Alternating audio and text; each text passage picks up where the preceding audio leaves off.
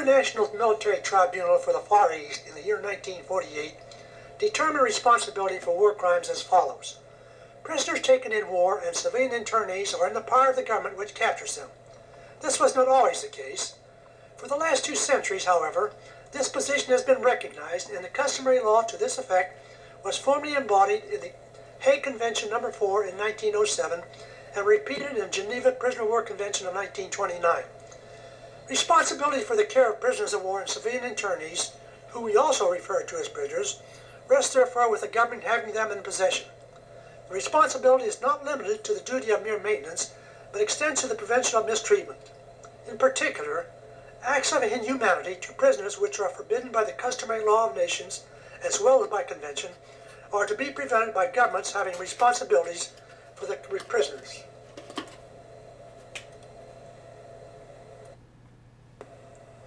The evidence relating to atrocities and other conventional war crimes presented before the Far East Tribunal establishes that from the opening of the war in China and the surrender of Japan in August 1945, torture, murder, rape, and other cruelties of the most inhumane and barbarous character were freely practiced by the Japanese Army and Navy. During a period of several months, the tribunal heard evidence, orally or by affidavit, from witnesses who testified in detail to the atrocities committed in all theaters of war on a scale so vast, yet falling so common a pattern in all theaters that only one conclusion is possible. The atrocities were either secretly ordered or willfully permitted by the Japanese government or individual members thereof and by leaders of the armed forces.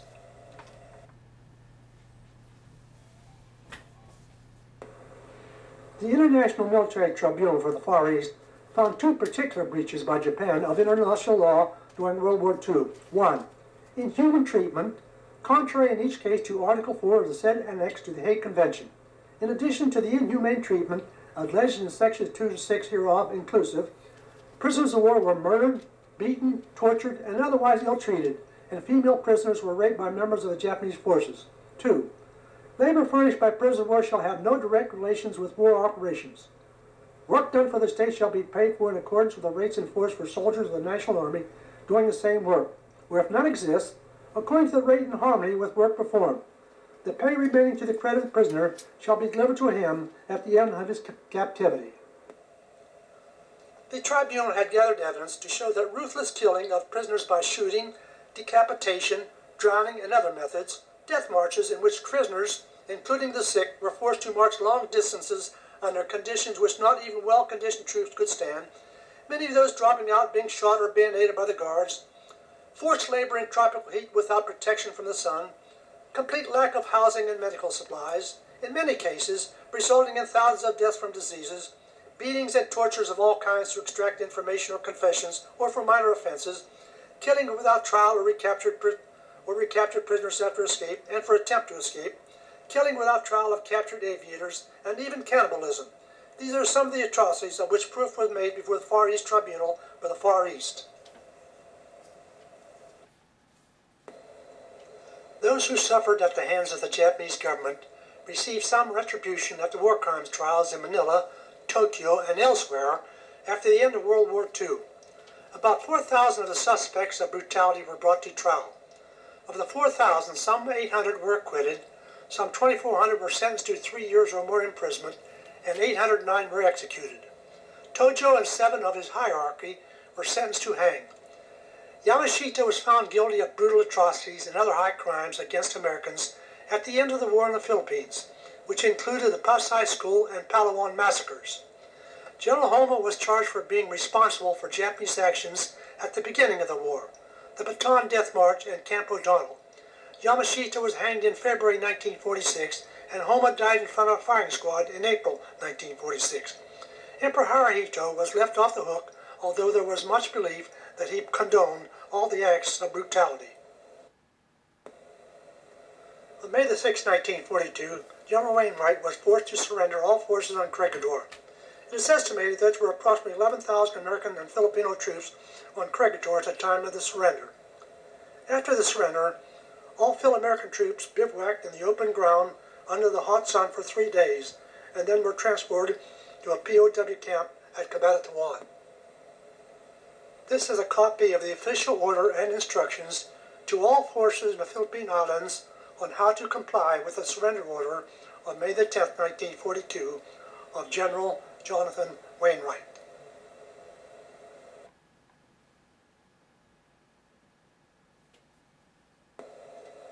The prisoners were marched in intense heat along the highway to San Fernando, which was a distance of approximately 65 miles. The sick and wounded were forced to march also. Those who fell by the roadside and were unable to continue were shot or bayoneted.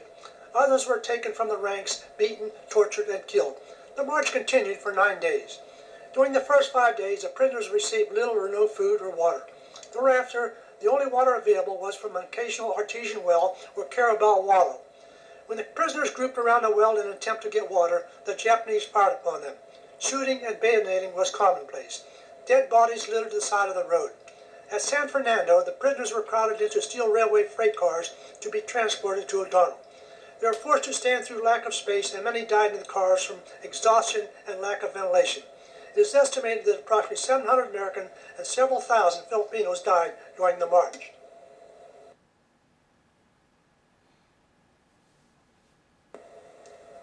Camp O'Donnell was a former Philippine constabulary camp in peacetime.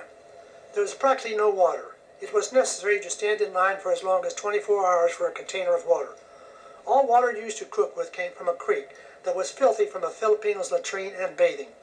The creek was about 2½ kilometers from the camp, and the water had to be carried. Most of the men were in very weakened condition after the march. There was nothing but the ground to lay on. There was a continuous line of dead being carried by other Americans who sometimes were not able to make it back and were left there to be buried along with the ones they had carried out. The food was very dirty and insufficient. They were so hungry that they killed and ate dogs and cats. They were made to stand at attention for many hours at a time, and if they moved, they were beaten by the guards. If a man escaped, 10 men were to be shot as punishment. Many men were shot and beaten to death at this camp.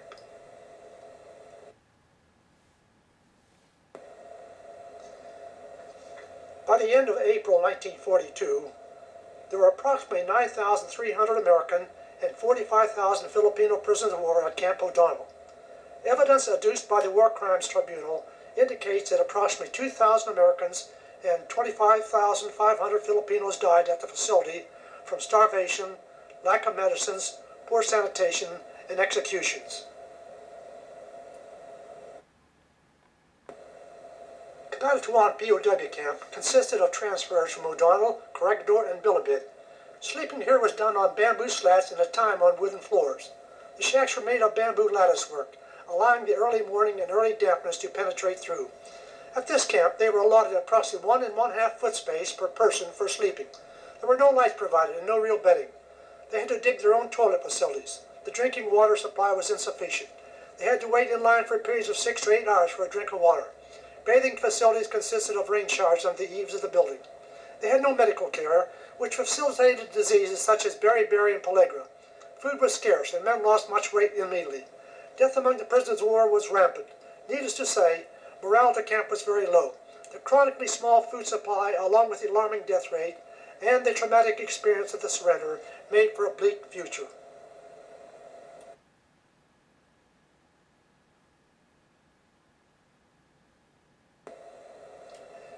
Major Richard Gordon estimated that 3,000 prisoners of war died at Cabanatuan during its existence from starvation, lack of medical supplies, mistreatment, poor sanitation, and executions.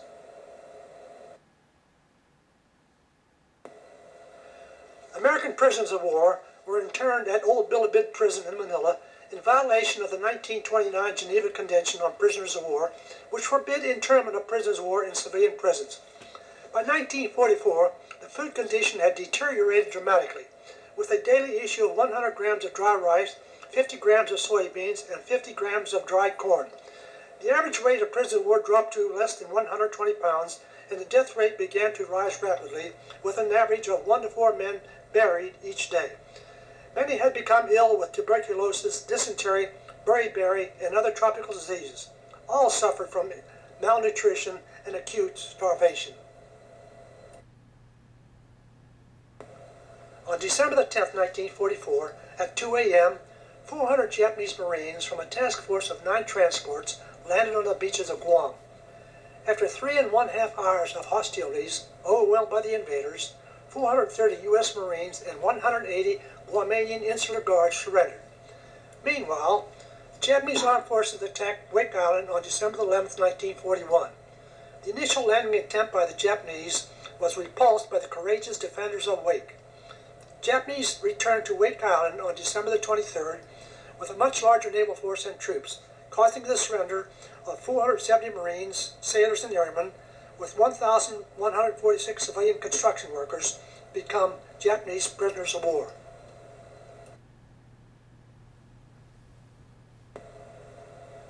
On January 10, 1942, the U.S. Marines captured at Guam were transported aboard the Argentina Maru, a passenger cargo ship converted to military use, to Japan, arriving there on January 16, 1942, and interned at Zenzuji, where they were utilized as slave laborers by Japanese industries. On January 12, 1942, 1,100 American prisoners of war boarded the Nita Maru at Wake Island and were transported to Yokohama, Japan.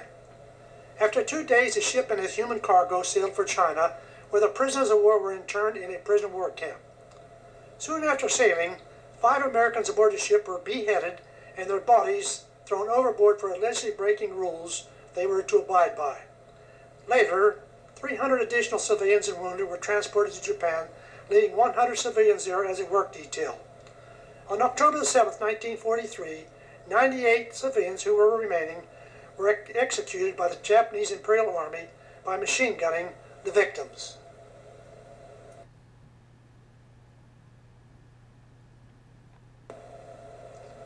"150 American prisoners of war from Cabanatuan were transported to the island of Palawan to construct an air base for the Japanese Army in the year 1944.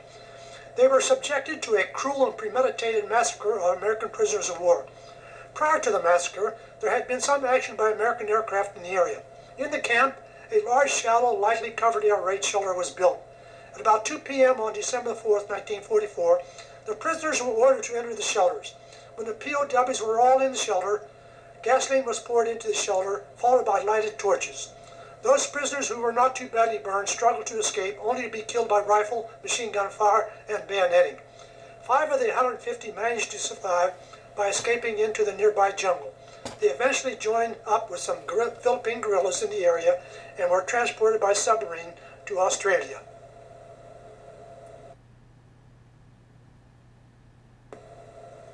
As military reversals began to place greater demands on Japan's far-flung armed forces in 1943-1944, the Japanese Prisoner of War Bureau hastened the transfer of Americans to replenish their labor pool. Japanese records indicate that 25 ships transporting Allied prisoners of war, British, Australian, Dutch, and American, were sunk due to Allied action. On these ships were a total of 18,901 prisoners of war being transported to Japanese territory.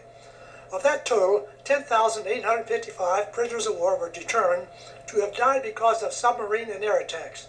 It is estimated that 3,700 Americans died aboard these ships. The Japanese practice in the movement of prisoners of war by sea was in line with equally unlawful and inhumane methods of movement by land. Most of the transports were old and not seaworthy. The International Committee of the Red Cross communicated to the Japanese government on February 24, 1942, that those ships carrying prisoners of war should be escorted with sufficient vessels and that such unarmed vessels should be provided with special identification markings. The only ship known to have special markings on it was the Awa Maru, a large cargo passenger ship which left Port Moji, Japan, on February 17, 1945, carrying 2,000 tons of Red Cross supplies to Singapore and Indonesia for prisoners of war in those areas. The special markings were white crosses on each side of her hull and lighted white crosses at night. There is reason to believe that the ship also carried military cargo to these ports under the protection of the ship. On the return trip, the ship loaded with 2,000 Japanese passengers and a cargo of Kef rubber was torpedoed by an American submarine using radar.